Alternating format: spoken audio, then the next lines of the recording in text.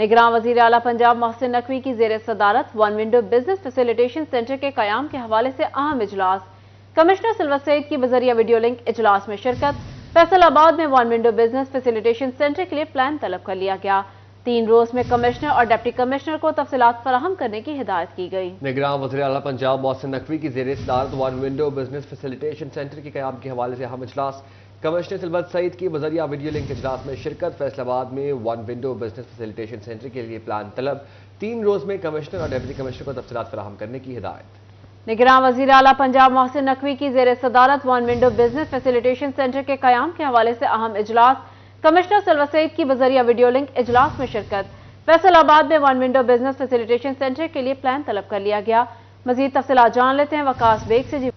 Commissioner silver Saeed की बजरिया video link इजलास में शिरकत। फैसलाबाद में one window business facilitation centre के लिए प्लान तलब कर लिया गया। 3 रोज में कमिश्नर और डिप्टी कमिश्नर को तफसीलात फराहम करने की हिदायत की गई। निगरान वज़ीर आला पंजाब मोहसिन नकवी की ज़ेर सदारत one window business facilitation centre के क़याम के हवाले से अहम इजलास। कमिश्नर सिल्वर सईद की बजरिया वीडियो लिंक इजलास में शिरकत। फैसलाबाद में one window business facilitation centre के लिए प्लान तलब। तफसीलात जान लेते हैं वकास बेग से।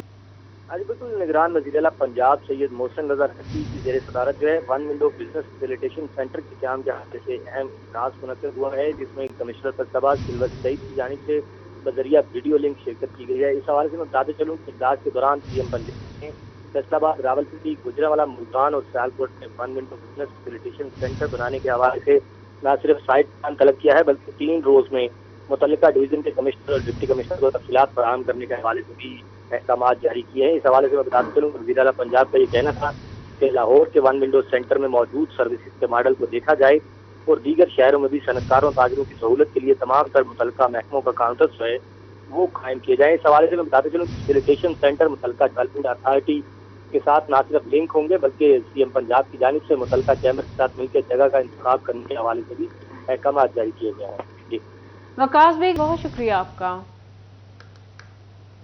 तालीमी बोर्ड फैसलाबाद का फर्स्ट ईयर का हुफाज और माजूर तलबा के लिए स्कॉलरशिप का ऐलान। अप्लाई करने के लिए तालिब इल्म के मैट्रिक में 60% नंबर होना लाजिम। मेरिट पर आने वाले हुफाज और माजूर तलबा को माहाना वजीफे के साथ किताबों की खरीदारी के लिए 3000 रुपये सालाना मिलेंगे। अकामती तलबा को 1500 रुपये, जबकि गैर अकामती तलबा को 1000 रुपये माहाना मिलेंगे। उम्मीदवार 31 दिसंबर तक दरख्वास्त जमा करवा सकेंगे। तफसीलात जान लेते हैं जहांगीर अशरफ से। जी जहांगीर, बताइएगा।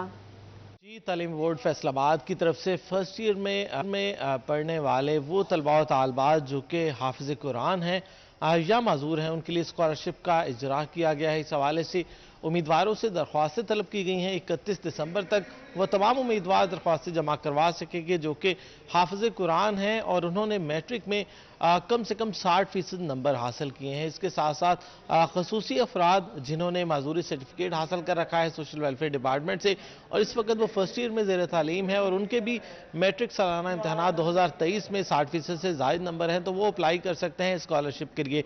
अहल और मेरिट पर आने वाले जो तलबा हैं जो कि किसी भी इदारे में तालीम बोर्ड से रजिस्टर्ड होंगे फर्स्ट ईयर में, उनको माहाना वजीफे के साथ साथ सालाना किताबों की खरीदारी के लिए 3000 रुपये जो है वो भी एजाजिया दिया जाएगा। और जो माहाना मुआवजा है, वजीफा है, वो अकामती तलबा के लिए 1500 रुपये माहाना और इसके अलावा गैर अकामती तलबा जो हैं उनके लिए 1000 रुपये माहाना स्कॉलरशिप जो है वो तालीम बोर्ड की तरफ से दी जाएगी। तालीम बोर्ड की तरफ से ये भी शर्त आयद की गई है कि कोई भी और स्कॉलरशिप हासिल करने वाले जो उम्मीदवार हैं वो इस कैटेगरी में अप्लाई नहीं कर सकेंगे, क्योंकि तालीमी बोर्ड से एक वक्त में एक ही स्कॉलरशिप हासिल की जा सकती है। तो ऐसे तलबा तालबा जो कि पीप स्कॉलरशिप समेत कोई और स्कॉलरशिप हासिल कर चुके हैं तो वो इस स्कॉलरशिप के लिए अप्लाई नहीं कर सकते, जबकि ये स्कॉलरशिप प्योरली हफाज कराम और उसके साथ साथ खसूसी जो स्टूडेंट हैं, स्पेशल पर्सन हैं, उनके लिए है। और उनके लिए जो शराइत रखी गई हैं वो उनका माजूरी सर्टिफिकेट होना उनके पास लाजिम है और हाफिज कुरान के हवाले से उनका जो सर्टिफिकेट है हाफिज कुरान का वो होना लाजिम है और उसके साथ साथ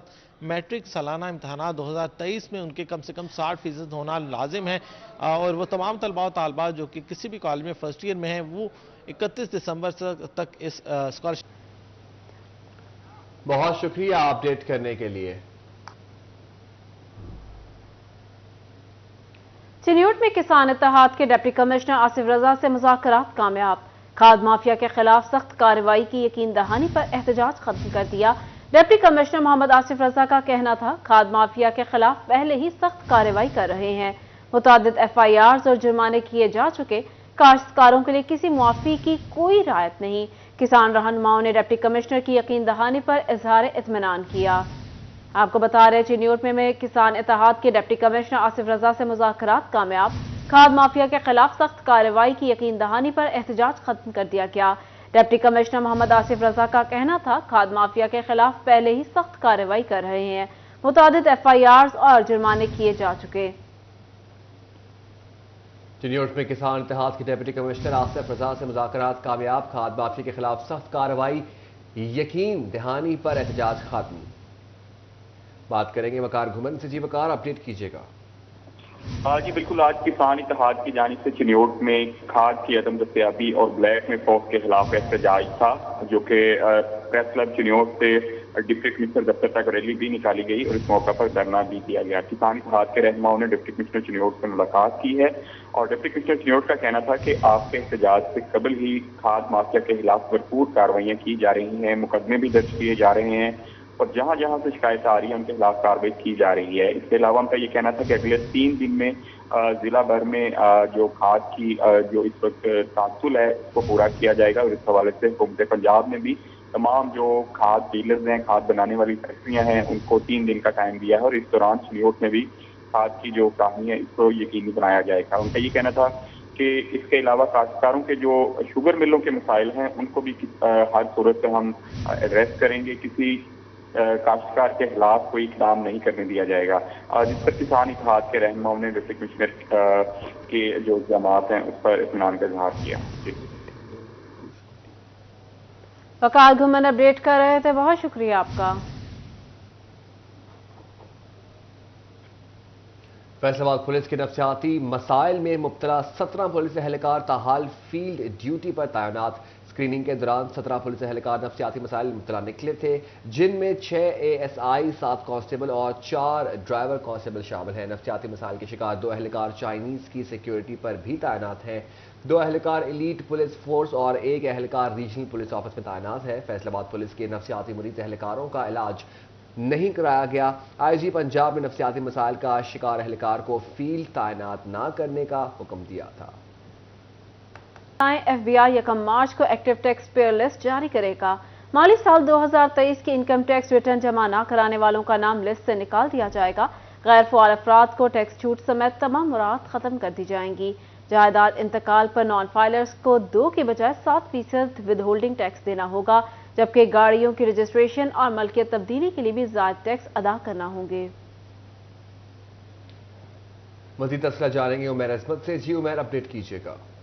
revenue active tax payer list जो है वो 1 मार्च 2024 को जारी करेगा और इस हवाले से वो तमाम अफराद जिन्होंने अपनी माली साल 2023 की इनकम टैक्स रिटर्न फाइल की होगी तो उनका नाम एक्टिव टैक्स पेयर लिस्ट या ATL में शामिल होगा। ताहम वो अफराद जो कि टैक्स नेट में रजिस्टर्ड हैं मगर उन्होंने अपनी रिटर्न फाइल नहीं की, यानी कि वो नॉन फाइलर हैं, तो उनका नाम ATL से खारिज कर दिया जाएगा और फिर जो उनको टैक्स में मराहत मिलती हैं तो वो गैर हाजिर अफराद को वो मराहत नहीं मिलेंगी। यानी कि अगर कोई भी शख्स बैंकिंग ट्रांजैक्शंस करेगा तो उसको उस पर 0.6% विद होल्डिंग टैक्स अदा करना होगा। इसी तरह एक्टिव टैक्स पेयर लिस्ट से खारिज शख्स या नॉन फाइलर शख्स अगर कोई प्रॉपर्टी की खरीदो फरोख्त करेगा तो उसमें भी उसको ज़ायद टैक्सेस अदा करना पड़ेंगे। व्हीकल्स की रजिस्ट्रेशन या ऑनरशिप चेंज करवाने के लिए भी उसको नॉन फाइलर के बराबर या गैर रजिस्टर्ड शख्स के बराबर टैक्सेस अदा करना पड़ेंगे। इस तरह दीगर जो विद होल्डिंग टैक्सेस हैं वो भी ज़ायद शरह से अदा करना होंगे। तो FBR हुक्काम के मुताबिक वो तमाम अफराद जिन्होंने अपनी माली साल 2023 की इनकम टैक्स रिटर्न जमा नहीं करवाई तो वो अपनी रिटर्न जुर्माने के साथ जमा करवाएं। उमैर अपडेट कर रहे थे, बहुत शुक्रिया आपका। फैसलाबाद में फी तोला सोना 1000 रुपए सस्ता हो गया। सराफा मार्केट में 1 तोला सोने की कीमत 2,16,000 रुपए हो गई। 10 ग्राम सोना 857 रुपए की कमी से 1,85,150 रुपए का हो गया। फैसलाबाद में फी तोला सोना 1000 रुपए सस्ता हो गया। सराफा मार्केट में 1 तोला सोने की कीमत 2,16,000 रुपए हो गई। 10 ग्राम सोना 857 रुपए की कमी से 1,85,185 रुपए का हो गया। 10 ग्राम सोना 857 रुपए की कमी से 1,85,185 रुपए का हो गया। फी तोला सोने की कीमत 2,16,000 रुपए हो गई। नए डोमेस्टिक मीटर सार्फिन के लिए अहम खबर। फेस्को ने 5,000 से ज्यादा घरेलू मीटर्स की सेग्रीगेशन कर दी। हुक्काम के मुताबिक गुज़िश्ता 3 माह कबल लगने वाले मीटर्स की सेग्रीगेशन की गई। ऑनलाइन सेग्रीगेशन न होने पर सार्फिन को मुतल्लिका सब डिवीजन दफातर राबता करने की हिदायत। मज़ीद जान लेते हैं अवैस अली से। जी अवैस, बताइएगा। बिल्कुल, गुज़श्ता 3 माह कबल घरेलू मीटर्स लगाने वाले सार्फिन के लिए अच्छी खबर है। इस हवाले से वो सार्फिन जिनकी जानिब से गुज़श्ता 3 माह पहले जो है वो अपने बिजली के मीटर्स लगवाए गए थे, उन सार्फिन को फेस्को हेडक्वार्टर की जानिब से सेग्रीगेशन की सहूलत जो है वो फराहम कर दी गई है और ऑनलाइन 5,000 से ज़ायद नए घरेलू मीटर्स की जो सेग्रीगेशन है वो की गई है, जिसके बिजली के बिलों की जो अदायगियाँ हैं, जो बिजली के बिल हैं, उनमें जो है वो वाज़ह कमी होगी। इस हवाले से फेस्को काम का ये कहना है कि सार्फिन को सहूलियत फराहम करने के लिए इक़दाम किए जा रहे हैं। नए घरेलू कनेक्शंस की ऑनलाइन सेग्रीगेशन जो है वो कर दी गई है और अगर सार्फिन को सेग्रीगेशन बिजली के बिलों में ऑनलाइन नहीं हुई तो उन्हें मुतल्लिका सब डिवीज़न और डिवीज़न दफातर से रब्ता करके नए घरेलू मीटर्स लगाने वाले सार्फिन अपने बिजली के बिलों में सेग्रीगेशन की सहूलत जो है वो हासिल कर सकते हैं। मज़ीद फेस्को काम का यही कहना है कि ऑनलाइन जो है वो सार्फिन के मसाइल हल किए जा रहे हैं। सार्फिन ना सिर्फ अपने मसाइल के हल के लिए सब डिवीज़न और डिवीज़न दफातर तशरीफ़ ला सकते हैं, बल्कि ऑनलाइन भी अपनी शिकायत दर्ज करवा के अपने मसाइल जो हैं। बहुत शुक्रिया अपडेट करने के लिए।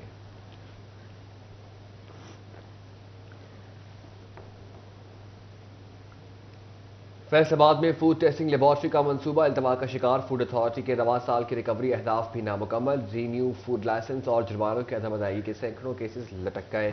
रवा साल फूड लेबॉर्ट्री के लिए 3 करोड़ 46 लाख जारी हुए। तफसीलात जानेंगे इमरान असलम से। जी इमरान, अपडेट कीजिएगा।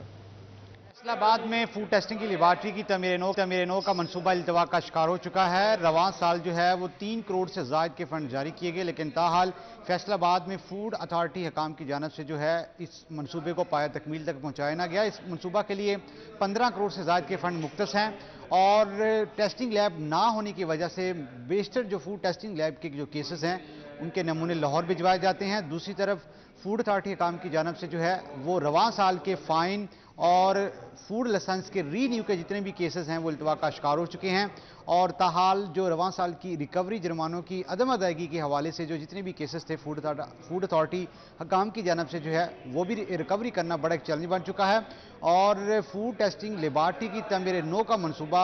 बहुत शुक्रिया इमरान अपडेट करने के लिए। डिप्टी कमिश्नर फैसलाबाद अब्दुल्ला नैयर का तहसील अस्पताल जुमरा का दौरा। AC जुमरा सुलेमान जफर और MS उमर नवाज चट्ठा भी हमरा थे। डिप्टी कमिश्नर ने तहसील अस्पताल में तामीराती कामों का जायजा लिया।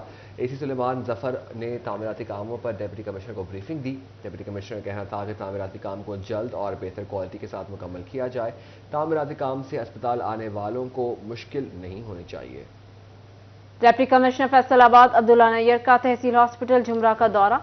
AC जुमरा सलमान जफर और MS उमर नवाज भी हमरा थे। डिप्टी कमिश्नर ने तहसील हॉस्पिटल में तामीराती कामों का जायजा लिया। AC सलमान जफर ने तामीराती कामों पर डिप्टी कमिश्नर को ब्रीफिंग दी।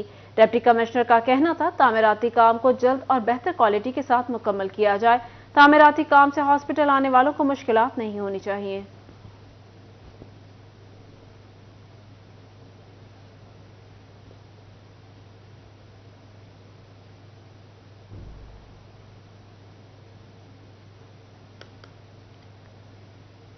चिन्योट में सोमो टीम का डिस्ट्रिक्ट हेडक्वार्टर हॉस्पिटल का दौरा। टीम ने हॉस्पिटल में मौजूद सहूलियात का जायजा लिया। मेडिकल स्टाफ की हाजिरी और अद्वियात की फराहमी चेक की गई। डॉक्टर अहमद खान कहते हैं हॉस्पिटल में अद्वियात समेत तमाम सहूलियात मौजूद है। तफसीलात जानते हैं कुमैल हैदर से। जी कुमैल, बताइएगा। जी बिल्कुल, सेक्रेटरी हेल्थ की स्पेशल टीम सोमो टीम ने डिस्ट्रिक्ट हेडक्वार्टर अस्पताल चिन्योट का विजिट किया है। इसके अंदर अद्वियात की फराहमी के हवाले से और मरीज़ों के हवाले से मालूम किया मरीज़ों से कि अस्पताल के अंदर क्या तमाम सहूलियात मैसर हैं कि नहीं है। हमारे साथ MS मौजूद हैं, उनसे जानते हैं सर कैसा रहा है विजिट और अस्पताल के अंदर अद्वियात की फराहमी के हवाले से इन सारी चीज़ों के हवाले से पूछा है, क्या सूरत हाल है? सर बिस्मिल्लाह रहमान रहीम, हमारा ये सोमो का विज़िट जो है ना हर वीक होता है। हर वीक में सोमो की टीम आके क्वालिटी अश्योरेंस चेक करते हैं, क्वालिटी को बेहतर बनाने के लिए कि हॉस्पिटल में मेडिसिन मौजूद है, स्टाफ की अटेंडेंस मौजूद है और जो सहूलियात हैं, जो हमारी प्राइम ड्यूटीज़ हैं हमारे स्टाफ की, उनको चेक करना होता है। सेक्रेटरी तरफ से एक यूनिट बना है, सेक्रेटरी ऑपरेशनल मॉनिटरिंग यूनिट, तो इन्होंने चेक करना होता है क्वालिटी कंट्रोल को कि मेडिसिन की अवेलेबिलिटी है या कोई इश्यूज़ हैं। अगर हमारे भी कोई इश्यूज़ हैं यहाँ के तो वो सेक्रेटरी साहब तक ये टीम के थ्रू जाते हैं तो वो एड्रेस हो जाते हैं। हमारे सिक्योरिटी के या किसी भी मामलात जो होते हैं हम इनके साथ शेयर करते हैं, वो हमारे मसाइल भी काफ़ी हल हो जाते हैं। और ये इस टीम ने जो विज़िट किया है वो बिल्कुल हमारी कारकर्दगी, हॉस्पिटल के जो एम्प्लॉइज़ हैं, जो नर्सेज़ हैं, जो हमारे फार्मासिस्ट हैं, जो मेडिसिन की जो तरीक़ेकार है उससे बिल्कुल मुतमईन है और हमारा 100% बिल्कुल एग्रीड है और सही विज़िट हुआ है हमारा। जी बिल्कुल, डिस्ट्रिक्ट हेल्थ अथॉरिटी की जानिब से ये एक अच्छी कारकर्दगी है कि अस्पताल के अंदर तमाम अद्वियात मौजूद हैं और मरीज़ों को किसी भी किस्म के मसाइल का सामना नहीं। अगर जुज़वी तौर पर बात की जाए। बहुत शुक्रिया अपडेट करने के लिए।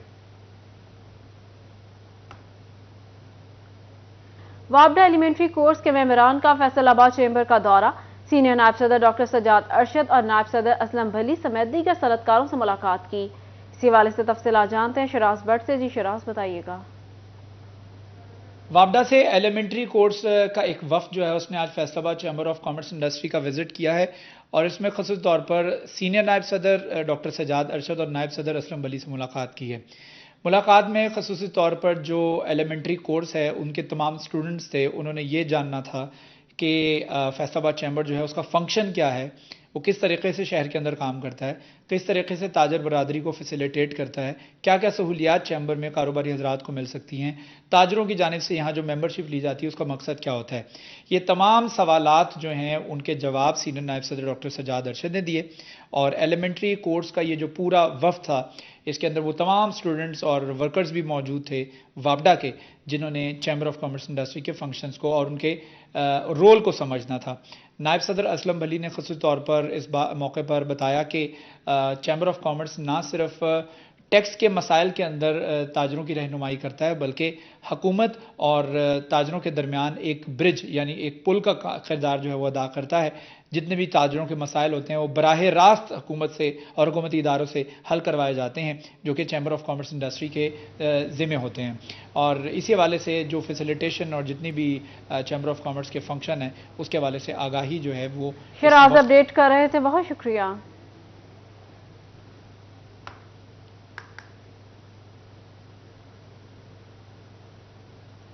ख़वातीन खिलाड़ियों की अदम दिलचस्पी, फैसलाबाद में वेमेन बास्केटबॉल का खेल मांद पड़ने लगा। वेमेन बास्केटबॉल के मुकाबले भी 0-0। वेमेन बास्केटबॉल कोर्ट में भी वीरानियों के डेरे लग गए। बात करेंगे इसी हवाले से अली रजा से। जी अली, अपडेट कीजिएगा। जी बिल्कुल, खवातीन की बास्केटबॉल में अदम तवज्जो के बायस जो है वो बास्केटबॉल जो है फैसलाबाद में कम होती दिखाई दे रही है। ग्राउंड्स में जो है वो खवातीन की कमी दिखाई दे रही है जिसके बायस बास्केटबॉल की तरफ तवज्जो नहीं दी जा रही। मेरे साथ ऑफिशियल कोच मौजूद है, तारक साहब, उनसे बात करते हैं। सर, क्या वजह बन रही है कि लड़कियां जो है वो बास्केटबॉल की तरफ नहीं आ रही है, दिन ब दिन बहुत कम होती जा रही है? बिस्मिल्लाहिर्रहमानिर्रहीम।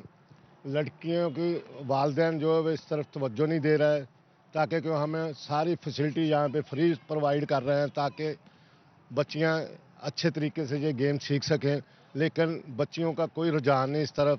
हम बहुत लाख कोशिश करने के बावजूद भी हमारे पास सिर्फ चंद एक लड़कियां आती हैं, जिसके लिए अभी हमने साथ वाले स्कूल में भी शुरू की है। इंशाल्लाह उम्मीद है कि बच्चे ज़्यादा हो जाएंगे। उम्मीद है कि बच्चे जो है वो ज़्यादा हो जाएंगे। मुझसे लड़कियां भी यहाँ पे मौजूद हैं, उनसे बात करते हैं। क्या कहेंगे आप तैयबा? बहुत कम नहीं दिखाई दे, पहले तो बहुत ज़्यादा यहाँ पे लड़कियां होती थी लेकिन अब नज़र नहीं दिखाई। जी, जैसा कि दुनिया में बहुत सारी गेम है, उनमें बास्केटबॉल जो है एक ऐसी गेम है जो दुनिया भर में खेली जाती है, लेकिन ये जो है लड़कियां ये घरों में बैठी हुई हैं, पता नहीं उन्हें सारी फैसिलिटीज़ हम यहाँ पे प्रोवाइड कर रहे हैं, बुला रहे हैं, लेकिन आना ही नहीं चाह रही। पता नहीं क्या वजह है। लड़कियों को बाहर आना चाहिए, वो भी माशरे में एक अहम किरदार अदा करती हैं। सारी फैसिलिटीज़ होने के बावजूद भी भरपूर कोशिश के आपका कहना है कि बास्केटबॉल होनी चाहिए, लड़कियां भी यहाँ पे होनी चाहिए? जी बिल्कुल, बास्केटबॉल होनी चाहिए क्योंकि हर मुल्क में, हर कंट्री में ये खेली जा रही है और मैं चाहती हूँ कि हमारे पाकिस्तान, फैसलाबाद, तमाम शहरों में ये बास्केटबॉल भी होनी चाहिए। फैसलाबाद में बास्केटबॉल की बच्चियां जो है वो कम है जिसके बायस जो है वो बच्चियों का ये कहना है कि ये ज़्यादा से ज़्यादा होनी चाहिए, क्योंकि चंद जगह पर जो है ये बास्केटबॉल खेली जा रही है, लेकिन जहाँ पे खेली जा रही है वहाँ पे अदम तवज्जो लड़कियों की है, जिसके बायस यहाँ पे नहीं हो रहा। तो अपील की जा रही है जो लड़कियां इसमें इंटरेस्ट कर रही हैं वो अली रज़ा अपडेट कर रहे थे, बहुत शुक्रिया।